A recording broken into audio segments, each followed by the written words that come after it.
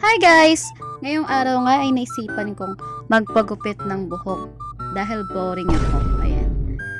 Syempre, why not? Para naman new look naman tayo, ganyan. And ayun, syempre ang daming nauuso. Fast A forward few na nga. moments later. Makikitrend nga lang din tayo sa uso. And ayun na nga, pumunta na ako dito sa salon, ayan, sa CMA. Located siya sa K2 sa CMA, ayan. Salon ng ng kakilala ko doon sa CMA. Ayan. What?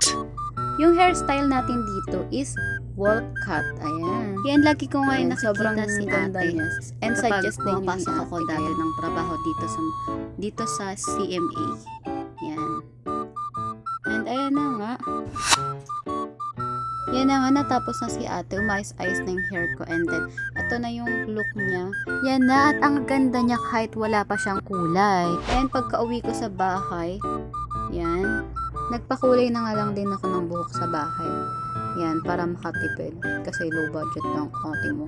And ayan, napili ko ritong kulay is milk tea ash. Ayan, milk tea ash kulay na napili ko. Then, ito na yung final look. Sobrang ganda, sobrang Latina ko dyan. And ang ganda ng combination ng milk tea ash sa color ko. And nakakaputi siya, guys. Ayan, suggest ko lang yung color na to is nakakaputi talaga. Magiging tisay ka talaga dyan. And ayan, hair. Ayan, ito na. Ang ganda nyo.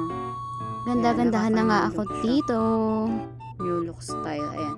Medyo nga lang, ayos-ayosin lang talaga yung sa shampoo para maging hiyang talaga siya.